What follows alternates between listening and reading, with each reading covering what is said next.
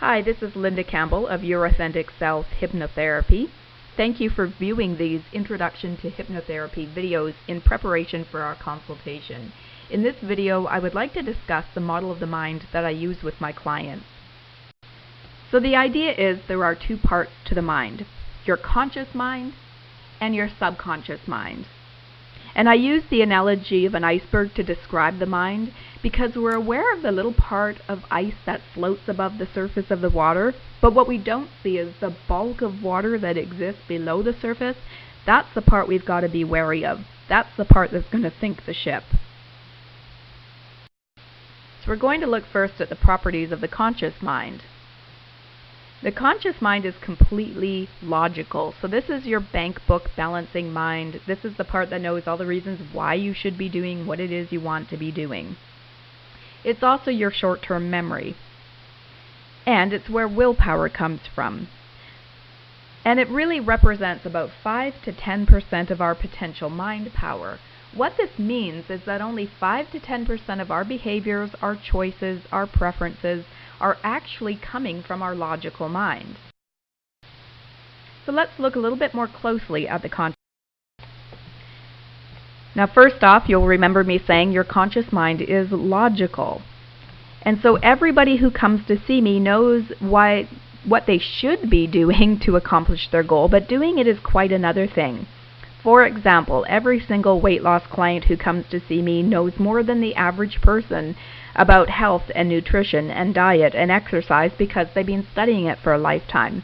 But it doesn't necessarily mean that all that knowledge is implemented or applied for any length of time. A client who comes to see me with OCD knows that they don't necessarily have to spend a half hour checking the doors before they leave the house. However, that doesn't mean they don't have this compulsion to do so and this enormous amount of anxiety if they don't. And so a lot of my clients have been through therapy, or they're intelligent people who are able to psychoanalyze themselves. They have all kinds of theories for why they're doing what they're doing, but that doesn't necessarily mean that they're able to move beyond their problem. You know, I can know that my bad choices in men come from my dad having left when I was a kid, but does that mean I make different choices in men? Heck no, I just know why I'm doing it. And so knowing isn't necessarily enough. Your conscious mind is also your short-term memory. So things will stay in your conscious mind for 24 to 48 hours, and then we either forget it or we deposit it into our long-term memory. Now, this is relevant in hypnosis because oftentimes people come looking for a logical explanation in their short-term memory for why they're doing what it is they're doing. But I'm sure you would agree that the problem you're struggling with has not been around for 24 to 48 hours. And so whatever reason there may be for it is now stored in your long-term memory. The conscious mind is also where willpower comes from. So if you've ever tried to get a healthy habit or behavior off the ground, you know, I'm going to make some New Year's resolutions, I'm going to work out 3 times a week, I'm going to study really hard for my exam, I'm going to make better choices when it comes to how I spend my money. And it gets off the ground for a little while but then comes crashing down. Well, the reason is you're only using your conscious mind to support that goal, that you're only using your willpower. If 10% of you wants to make a change, but the other 90% has a different belief or agenda or idea, it's really hard to make a permanent change. You're competing, you're fighting against the other 90% of your mind. And so let's have a look at that other 90%, the subconscious mind. And again, we'll look at it briefly and then go into a little bit more. All right, your subconscious mind, and this is what I refer to as that lower portion of the iceberg beneath the water. It is completely illogical. It is your creative mind. It's where all of your emotions stem from. Its primary function is protection, to survive, to keep you safe. It's your long-term memory, so you'll remember things for 24 to 48 hours in your conscious mind, but your subconscious contains absolutely everything else. It contains all of your beliefs, and its job is basically to act on or respond to whatever happens to be stored in there. And of course, it represents 90 to 95% of your potential mind power, again, meaning 90 to 95% of our choices, our preferences, our behaviors stem from your subconscious mind. And so looking a little closer at this part of the iceberg, again, your subconscious is completely illogical. So it does not understand the difference between past and present, good or bad, healthy and unhealthy.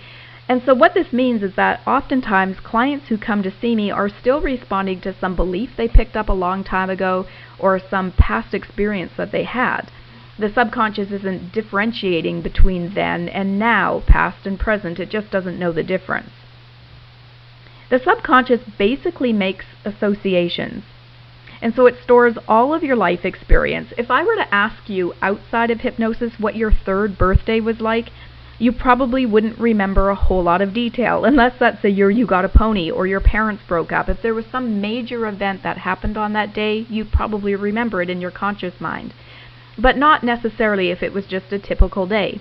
If I put you into hypnosis and I had you go back to your third birthday, you would remember everything. And so your subconscious is a bit like a video camera that just stores all of your life experiences. And basically what it does is it refers to the past to know how to handle present situations. And this is really useful if, for example, you come across a doorknob, you're trying to figure out how to open a door. Your subconscious very rapidly refers back to all your previous experiences of doorknob so that you don't have to relearn how to work a doorknob every time you come across a door. And so it's like a vast storage space, and it just makes associations. It looks to the past to know how to handle the current. The problem is that sometimes it refers to past experiences that have no bearing on the present. For example, if you got bit by a dog at 2 years old, your subconscious would make an association that dogs are dangerous because, well, that's the case back then. But now, every time you come across a dog, it's going to refer to that past experience and assume that dogs are still dangerous for you. This is why people could have panic attacks just looking at a picture of a dog, because of that association that's being made in your mind. However, that doesn't necessarily have any relevancy to the picture of the dog, or an actual dog that you might run into now. It doesn't necessarily mean it's dangerous for you. But you have to remember that the primary function of the subconscious is to protect you. Its primary function is survival. And so this is a great combination. It's illogical and it wants to help you to survive. And so it makes associations based on past events, things you've picked up, things you've been told, things you've experienced, and decides from those past experiences how to handle current situations. And so bottom line, if something was threatening or uncomfortable or fear-inducing to you once, it's going to do whatever it needs to do to keep you safe from similar situations. The subconscious is also the storehouse of all of your emotions. So when you're dealing with any kind of an emotional issue, such as anger or depression or anxiety, we have to access the subconscious. It's the part that is responsible for those emotions and knows what to do about them. Sometimes I use the analogy that if your cell phone quit working, you couldn't get service, you're not going to go to a shoe store and say to them, my cell phone's not working, help me. They're going to say, we're a shoe store. That's not their job to deal with cell phones, just like it's not your conscious mind's job to deal with emotions. Ever notice that if you're really anxious or nervous or depressed or hurt or jealous or fill in the blank, that there is just not a logical thought there? It's really hard to deal with emotional issues just coming from the top down, just dealing with it from a logical perspective. And again, the subconscious is your long-term memory. It contains all of your life experiences, and in hypnosis, we can actually trace back to something where something originated for you to help you to resolve it. So to give you a little bit of an example, I had a client who came to see me who had a belly button phobia. Sounded a little bit strange. I wasn't even sure it was a real issue. I just kept her on the phone, asked her some questions. So she was revealing to me that she was really uncomfortable touching that part of her body. She didn't like anything to touch it, so she couldn't wear pants with a waistband, for example. She was uncomfortable with any sexual contact, bathing that area. And then she was out in the summer and saw somebody else's belly button exposed and had a full-blown panic attack, had to go home. And then a while later she's flipping through TV channels on TV, saw nudity on TV, and couldn't watch TV anymore. And she'd start getting anxious just seeing the remote. because you never know what might appear on the TV when you push a button. So her life was becoming really closed in. She was becoming agoraphobic because of the fear of seeing a belly button if she went out in public. She started seeing a counselor. She did almost a year's worth of weekly counseling sessions, but without any results. So she came to see me because she figured that hypnosis would help her dredge up whatever she assumed was sexual trauma that was related to this phobia that she was having. Now, I want to interject here by saying that I never take people back to relive anything. If you were traumatized once, why the heck would I want to traumatize you again? And I also don't make assumptions about where something stems from. I'm going to help you to understand whatever's responsible so that we can work through it.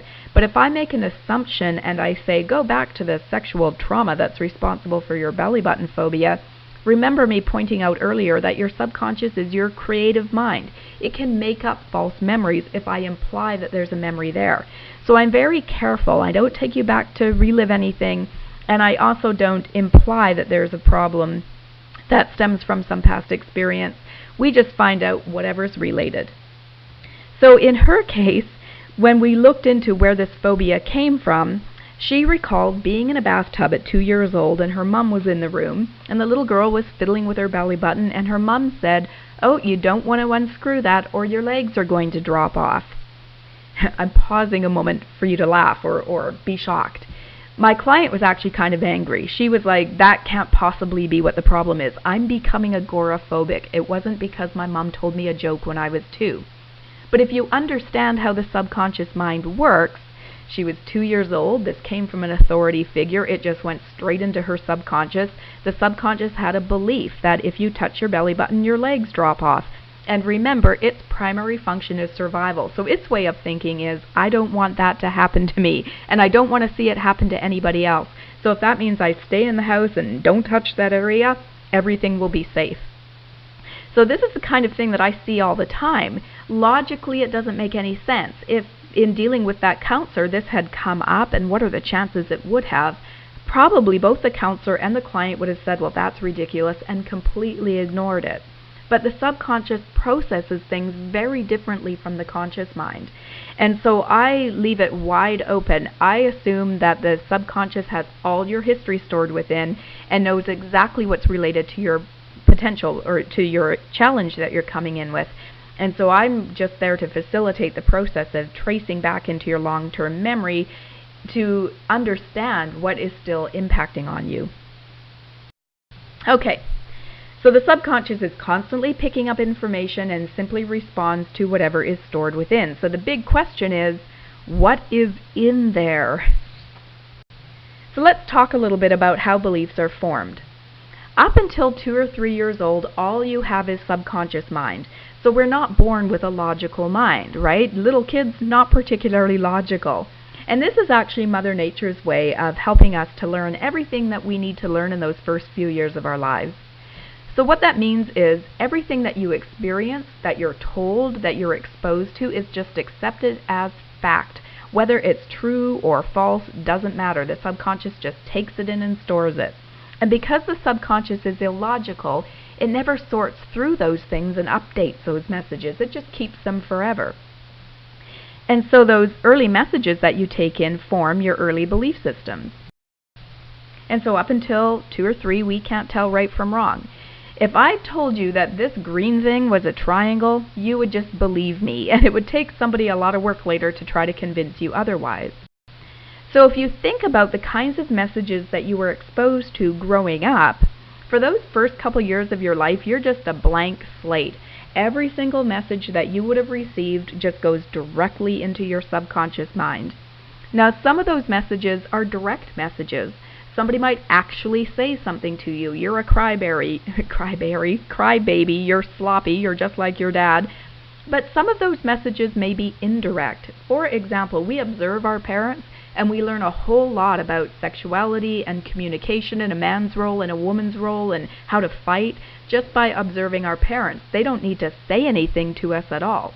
Consider the media, consider kids at school or in your neighborhood, your neighbors, the society at large. We are constantly picking up messages. We're exposed to cultural hypnosis all the time. And so those messages that you were exposed to are essentially still stored away in your subconscious mind, and they're running the show. And so you might want to consider what kind of messages you received about a man's role or a woman's role, about sexuality, about money, work, about religion, and most importantly, of course, about yourself. And so part of the work that I'm doing with a client is helping them to uncover and understand the messages that they picked up around their particular goal. Let's pick money, for example. I remember growing up and hearing a lot of messages, both directly and indirectly, about money. An indirect message, for example. I was a figure skater when I was a kid, and I remember hearing my parents argue about how expensive skating was. And so I picked up this message that there wasn't enough money for the things that we wanted to do. I also remember hearing things like money doesn't grow on trees and you have to work hard for your money. Now, if you pick up messages like that and those are stored in your subconscious mind, again, those are running the show. You might have a conscious desire to have a lot of money, to have affluence, to have a lot of abundance in your life. But if your subconscious thinks money is the root of all evil, or it's hard to come by, or there isn't enough for the things that you love to do, or it's hard to make, hey, guess what? Your subconscious is running the show. So after 2 or 3, we actually develop the logical mind. So now we have this little filter that stops us from taking in information. So if I were to tell you now that that green thing is a triangle, what do you feel happening in your head? If I say this is a triangle, it basically hits your filter and bounces out. You think things like, she's crazy. No, it isn't. That's clearly a circle. So the good news is your logical mind is working, that filter's in place, and it keeps you from any misinformation, right? Well, wrong. The problem is the filter has holes in them, and at various times in our lives the holes just open up, and just like being a year old again, information or misinformation slips through into your subconscious mind. So what does this mean? If you want something consciously but your subconscious has a different belief or opinion or desire, who's going to win? Obviously, your subconscious is a bigger portion of mind. It's the part that's going to win. So when do those holes open up? Well, it happens when we're emotional or overwhelmed. Remember, several slides back I talked about how your subconscious is your emotional mind. Anytime you go into an emotional state, that filter is wide open. You are operating from your subconscious. So anytime you've been hurt or angry or anxious or depressed or jealous or upset, your filter was wide open. Whatever you were picking up from the world around you, or even things you were saying to yourself, and we're going to talk about that in a moment, we're going straight into your subconscious mind. Now the filter is also open when we're under the influence or when we're under anesthetic. So this is interesting. They've been able to take people who were anesthetized for surgery, put them in hypnosis, and they were able to recall things that were said during their surgery that they shouldn't have remembered because they were knocked out. So the subconscious, like I said, is a video camera that's constantly recording details of your life, and it cannot be anesthetized. These things that people were able to remember in hypnosis could be verified by other people in the room.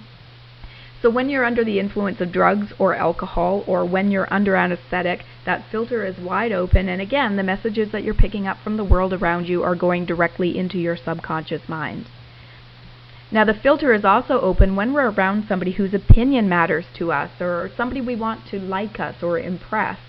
So consider this scenario. You're walking down the street and some bum who just peed on himself says, "You're never going to amount to anything."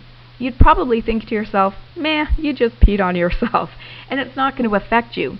But if it came from a teacher, or it came from your boss, or it came from a good friend, or somebody who mattered to you, now that message has gotten into your subconscious. And it also comes, the filter also opens when we're around people we perceive to be authorities. So we're taught from the time we're little to respect the big people. They know what they're talking about. And even when you become a big person yourself, we're still susceptible to having that filter open up and to taking in things that we're told. Consider this scenario. If you're a driver and you see a cop over on the side of the road, what do you do automatically? You slow down, right? Because we've got this built-in program that we need to behave ourselves. There's a cop over there. And so we're wide open when we're around authorities. This is incidentally also why placebo works. We go see the doctor, and because we've typically placed them in a position of authority in our society, they've got that white coat and all those things on their wall that say they know what they're talking about.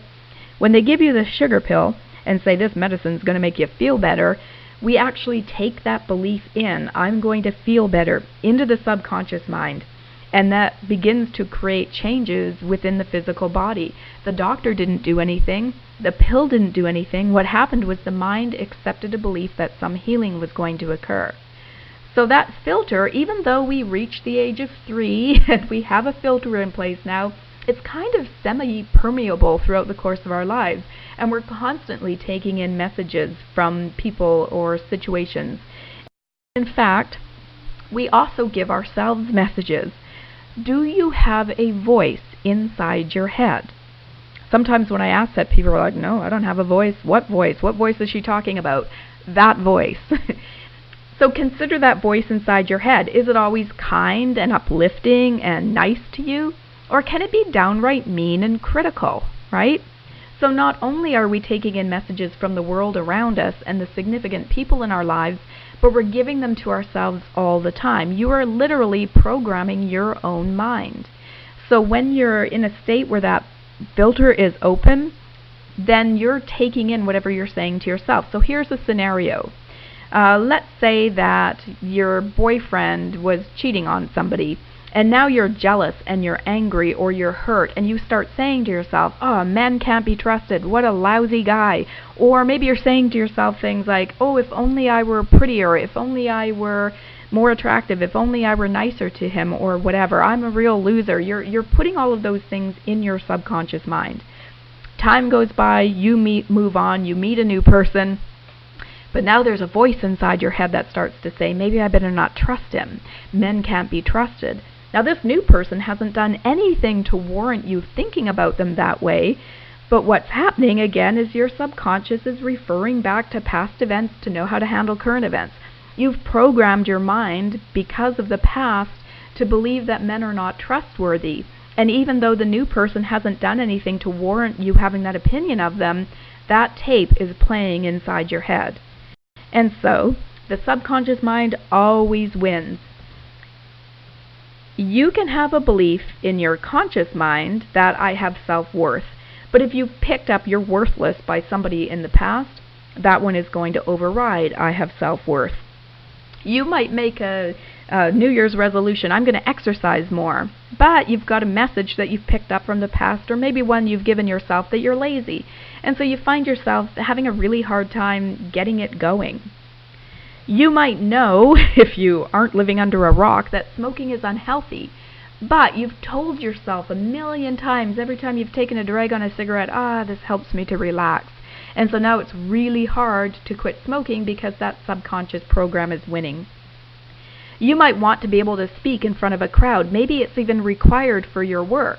But you've got a belief tucked away in your subconscious from sometime in grade 2 when you got up and made a mistake and a kid in the back row laughed at you, I'm going to make a fool of myself. And now, even though you're in an environment where people are respectful and where they would be supportive, you're trembling and shaking and hardly able to speak, and you're blushing and sweating because that old program is still running there in the background.